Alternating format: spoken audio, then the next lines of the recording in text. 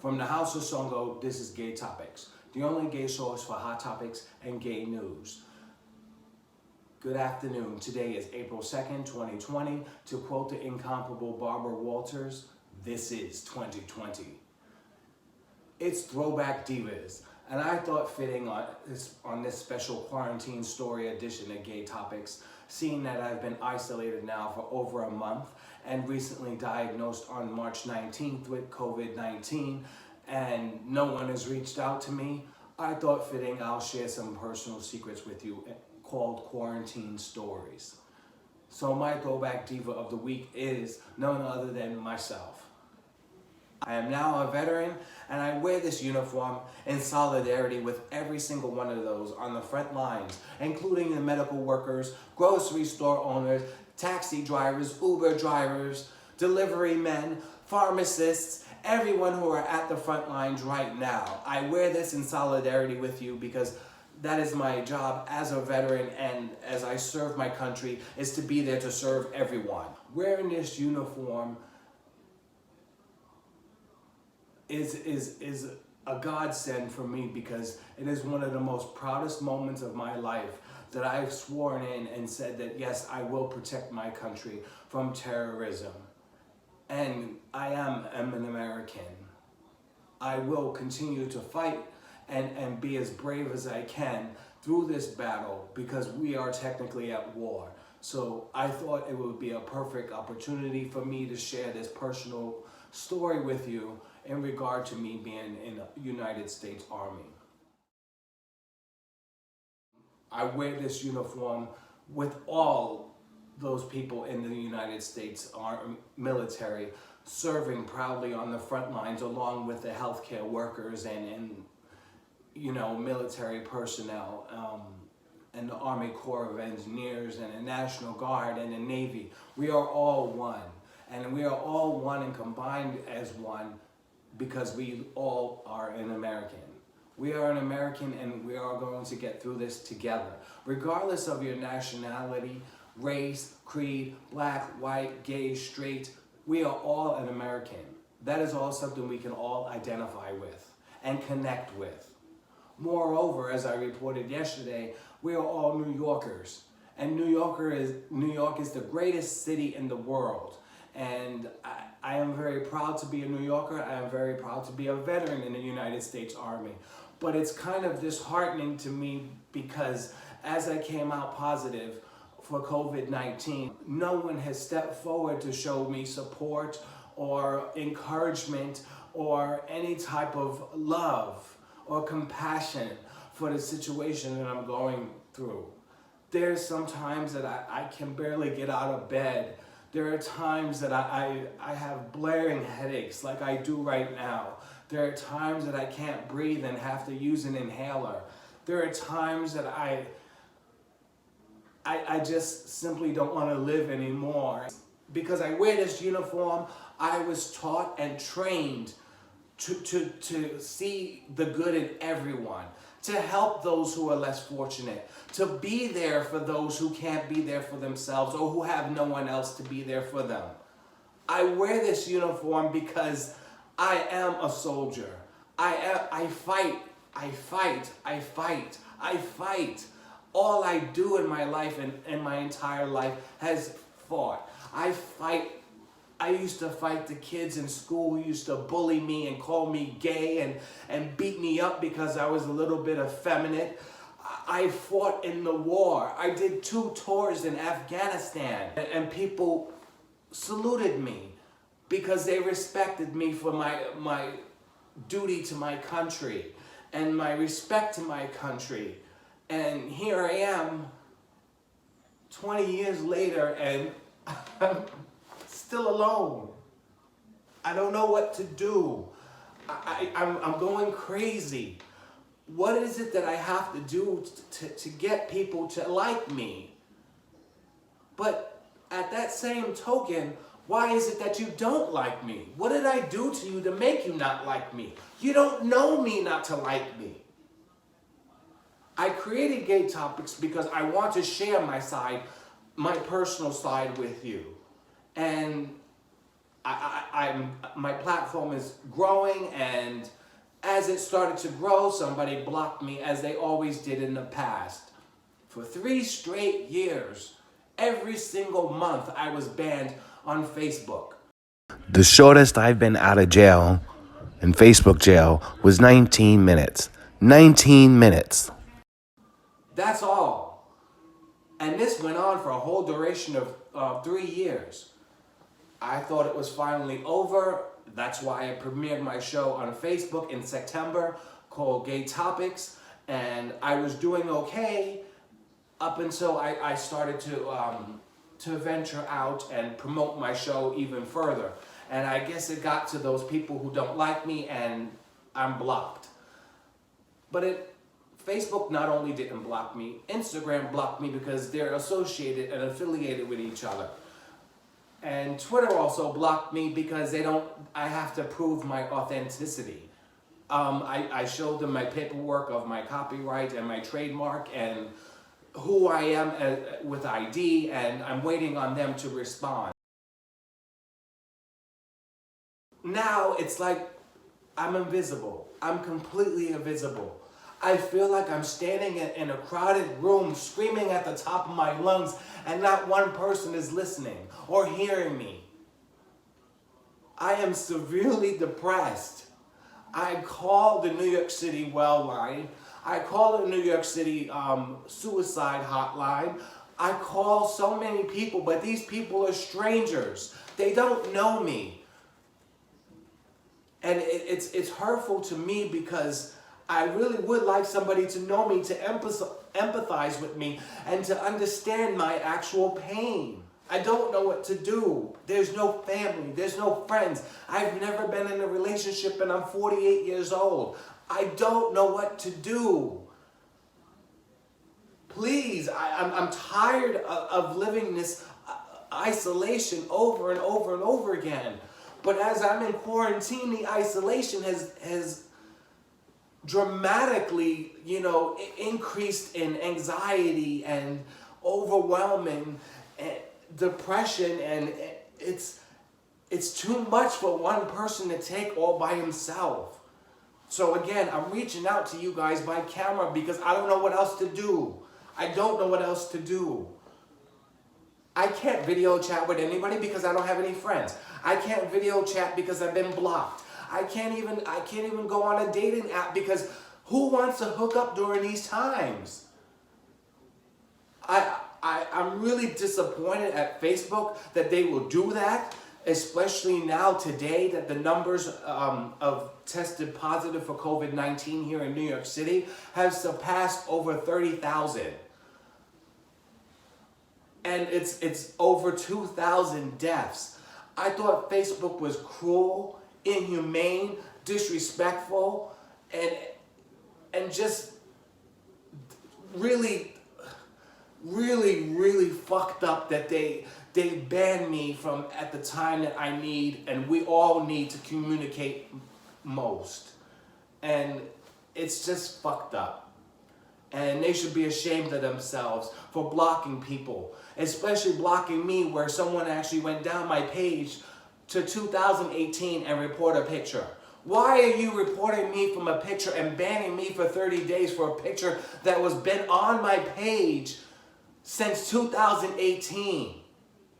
You should at least give me some kind of clarity or some kind, lift the ban during this difficult time.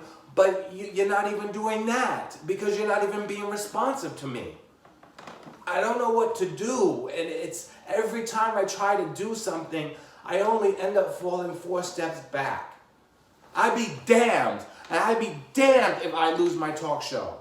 I have a platform here, and I have a good idea, and I know it's gonna go far.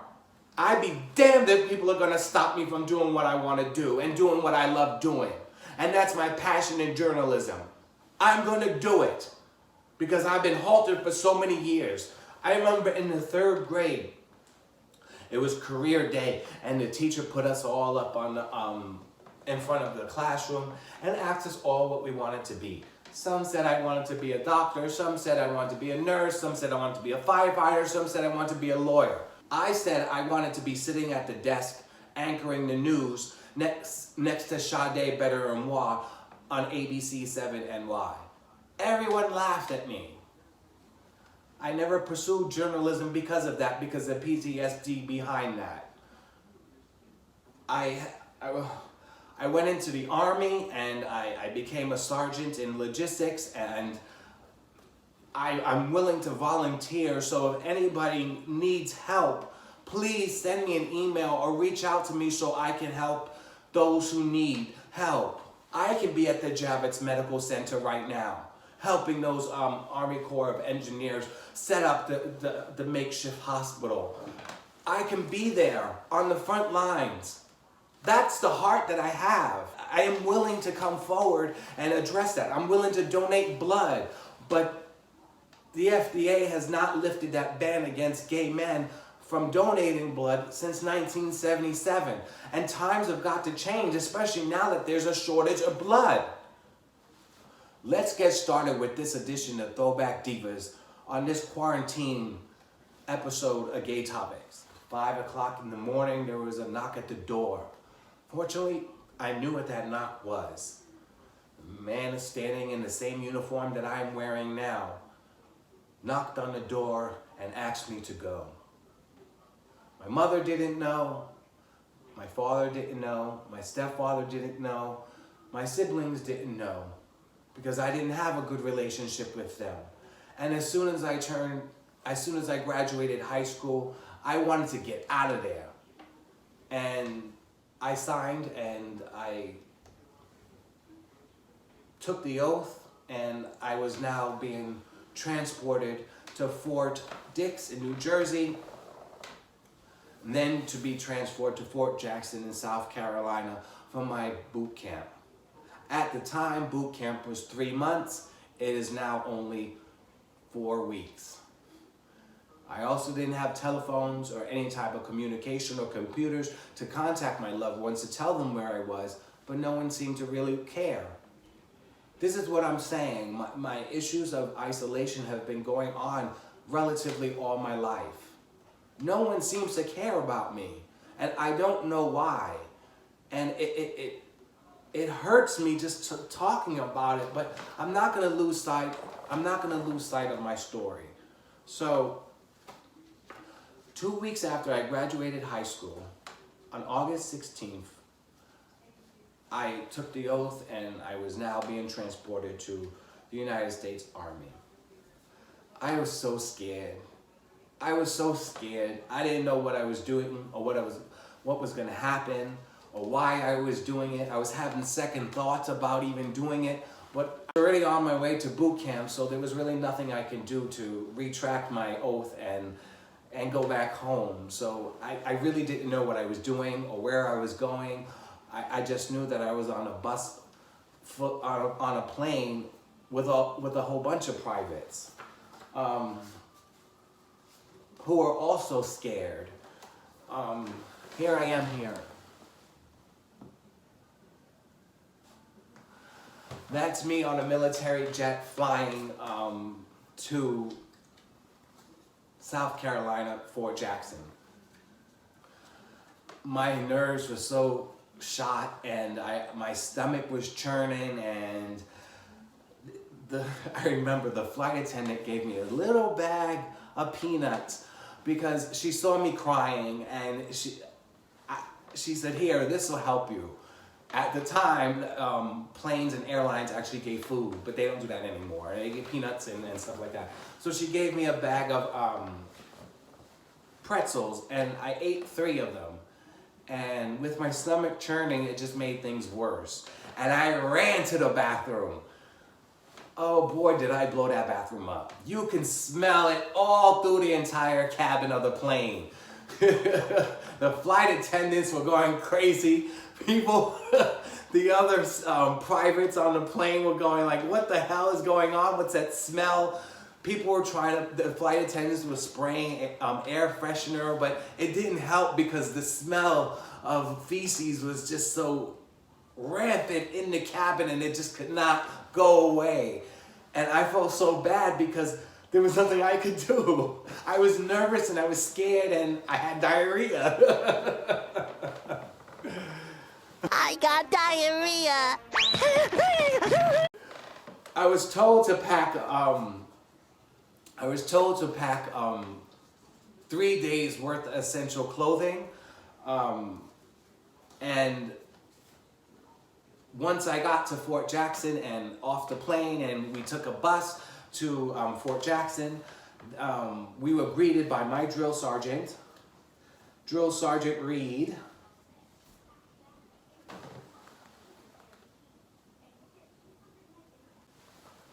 He was mad that I took this picture. I actually think he thought he liked me, but at the time that I served, it was don't ask, don't tell. But he would make me do really weird things that it was just me and him. And so I really thought he liked me, and that's why I was compelled to take a picture of him. God, he was so sexy. So even if I could do something, I would love to gotten down on my knees for that boy. So we got off at the bus and we were ordered to do push-ups. There's a certain way in the military that you have to do push-ups. You don't just normally do a push-up. You actually have to do a push-up a certain way, where your back has to be flat and your arms spread out like the wings of a plane. So it literally has to be flat. And sometimes a drill sergeant will come by and put a quarter by just to see if it would slide down your back. And if it did, you would have to start all over again. So this is the correct way of doing it.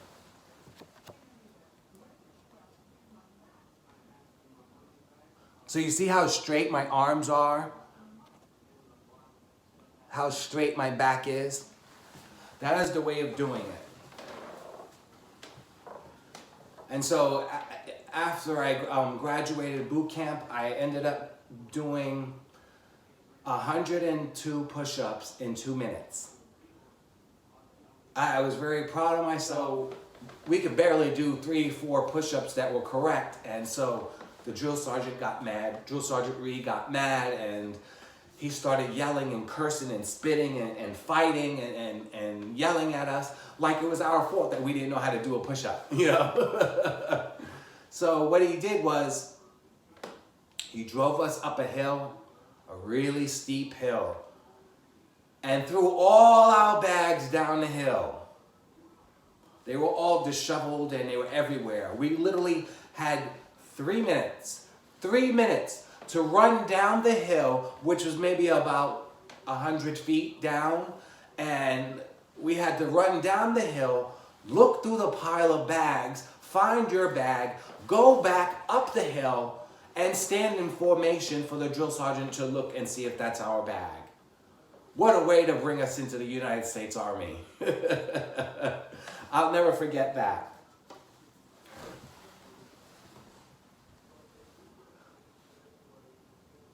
I was in Gulf Company.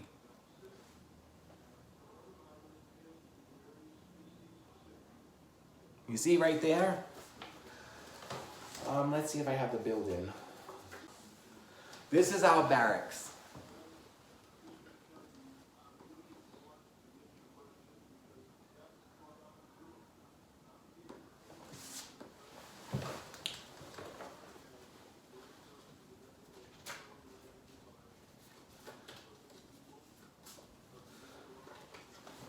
This is my locker.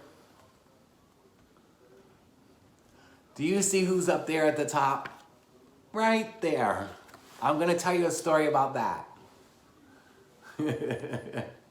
That's my locker.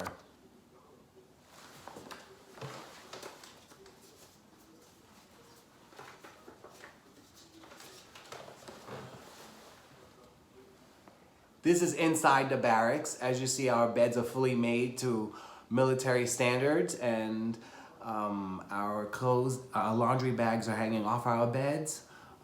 As you know, and as everyone knows the story about the quarter as well. He took a quarter and bounced it off the bed. If Drill Sergeant Reed, you know, didn't see that, you would have to make your bed all over again. I have a story about that too, but first I want to get into that Elmo thing.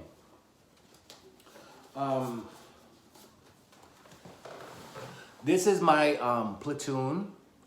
I am the one holding a flag. That is something I proudly did in high school as well. I was the guidon bearer. What the guidon bearer was the man who held the flag. I was in Golf Company, but I was in Delta Platoon. So my chant was, "We are the Delta dogs in the house of hell is on the trail, whoop, whoop, there it is." Delta dogs are in the house of hell is on the trail, whoop, whoop, there it is. So I'm the one who had to get everybody motivated to run and do things. And on this particular day, you're gonna love this story.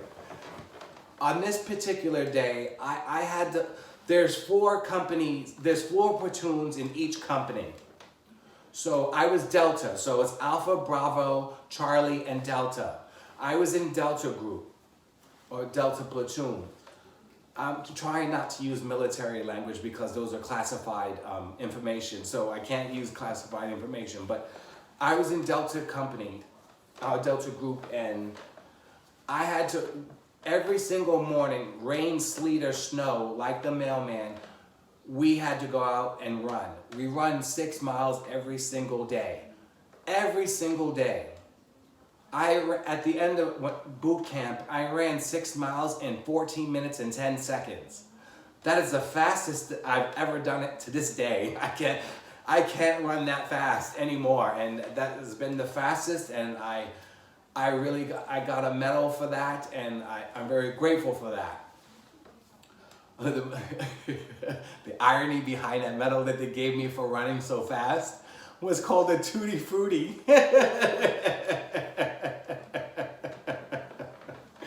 Who would know?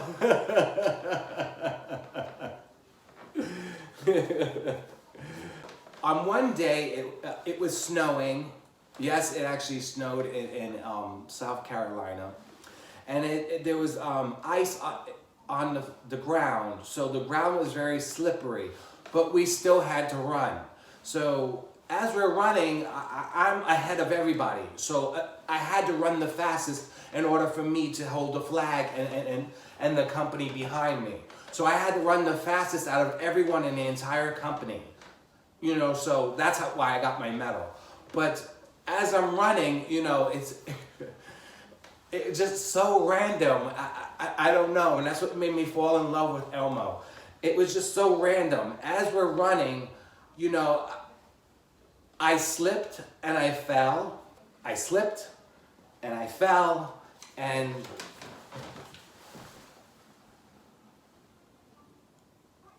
my Army PT uniform was completely blackened by the dirt and debris. I was fined $1,200 for not having a clean uniform. Here it is again with my battle buddy Washington.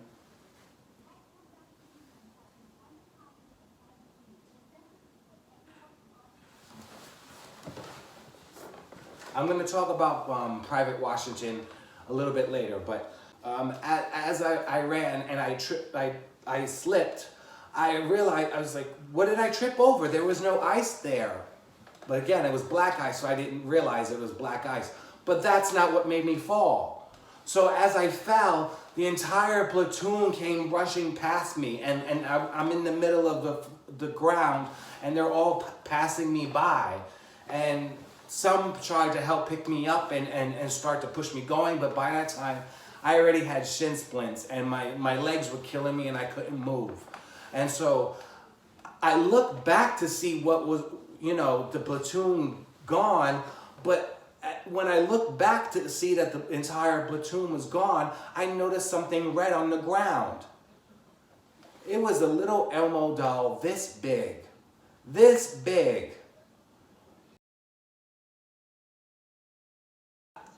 I carried him everywhere with me after that, and he became my best friend, along with Private Washington, who was my battle buddy. When you enlist into the Army, you're assigned a battle buddy. Your battle buddy becomes your best friend because you do everything together. You help each other out. You encourage each other. You support each other. You're there for each other. So I tripped over that Elmo doll, and he ended up becoming my best friend. You know, my platoon bonded together through that 3 months. You know, we got together and we essentially became a family, because when one person failed, we all failed. And we all had to receive the punishment that that one person received as well. So we did things together, kind of like a caterpillar. When one leg of the caterpillar breaks, the caterpillar still keeps going. And that was our motto, actually. Our motto was always forward. Always forward, meaning that you always push on. You push on through the most difficult times. You push on through the war. You push on through your sleepiness. You push on through the battle. You push on through the fight. You push on through everything it is because you're always moving forward. So always forward through this epidemic crisis. So my private Washington was my battle buddy. And when I couldn't do something, he pitched in and he helped me out, and vice versa. So we helped each other out, and we were like this. We even slept in the same bunk. I was on the top and he was on the bottom. But word started to spread around that I was gay, and he moved his bunk. It really hurt me because we hadn't finished boot camp yet, and I needed you, and you need me, and you're hating me because of your perceived perception of my sexual orientation. I don't see how being gay, straight, trans, anything can affect someone from doing their job. And it didn't stop me from doing my job, and I served proudly for 10 years. So anyway, here's another story you're gonna like on this Throwback Diva edition of Sergeant CRUZ. That's me.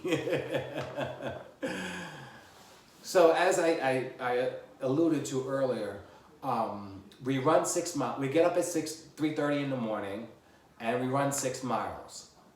How we got up in the morning was a drill sergeant would throw a metal garbage can into the barracks and literally wake everybody up. And we did that every single morning. And that's how we got up. So we did our run. We come back to the barracks to clean. And then once we finish cleaning, we go to formation, and we got to shit, shower, and shave in 15 minutes. Shit, shower, and shave in 15 minutes. And then we had to be in formation, and once we were in formation, we marched to chow. I was like, I'm gonna sneak an apple.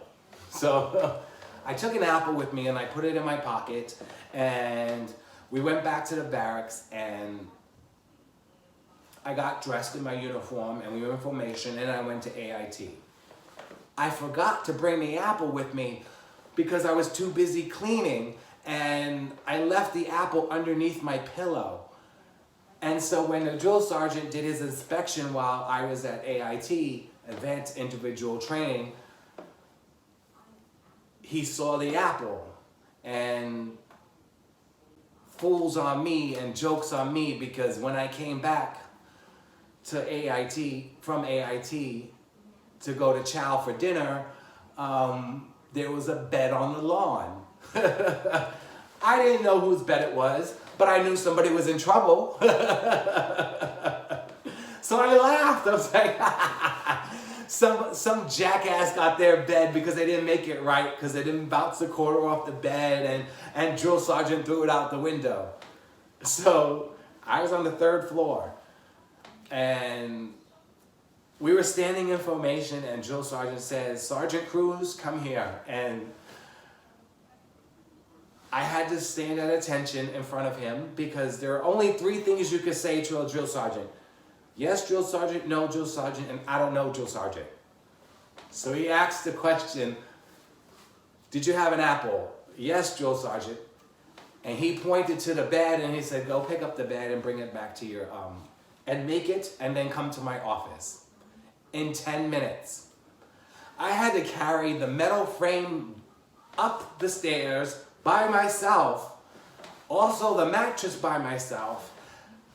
And then when I got up to the barracks, the apple was spread all over my locker. So drill sergeant threw it, and it smeared all over my locker. I had to clean that too, and then make my bed presentable for the inspection that was soon to be coming. But before that, I had to go to the office, to drill sergeant's office. So I had to do that in 10 minutes.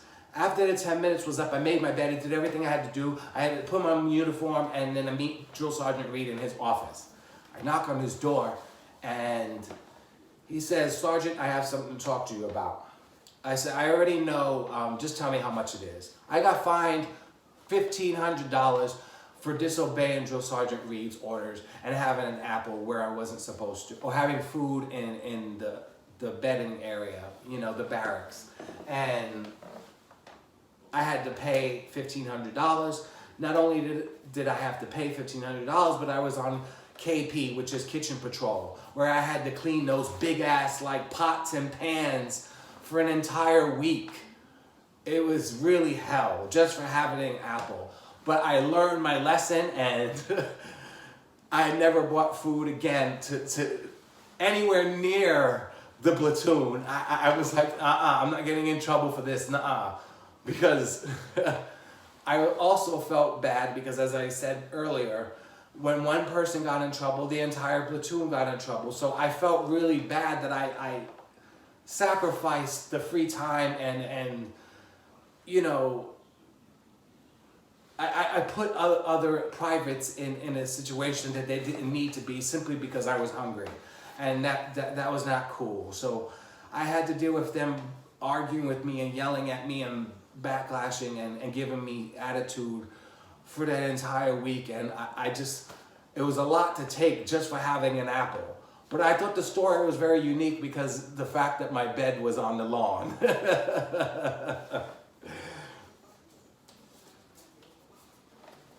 But this is how the beds are supposed to be.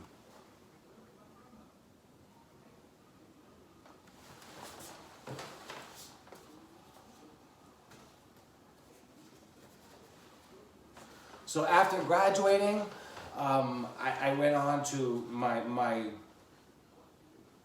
deployment to Kabul, Afghanistan.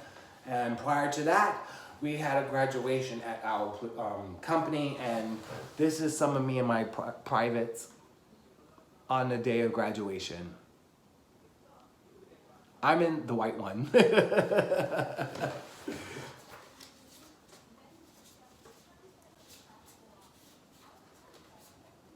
This is me in my uniform.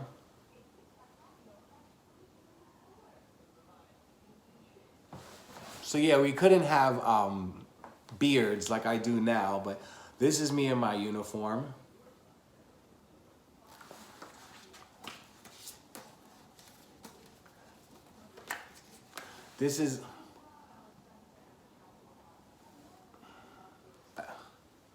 That's me and my mom.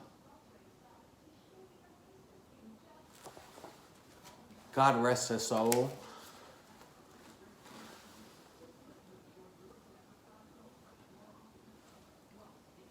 That's actually a tank that I drove.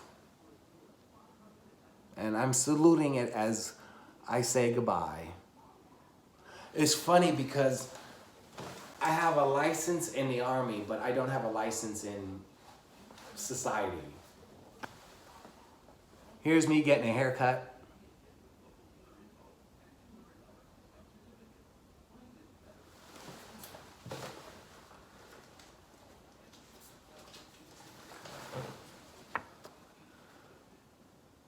That's my girlfriend.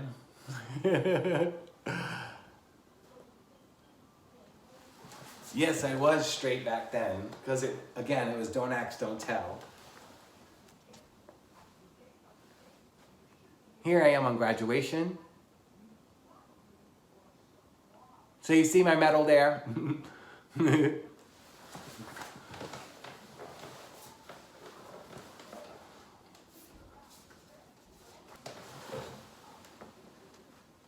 This is the Panama Canal. That's what I was in charge of.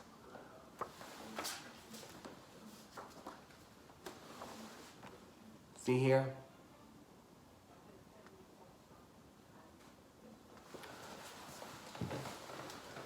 I was stationed at the Panama Canal for about 2 months, and then I was redeployed back to Kabul, Afghanistan.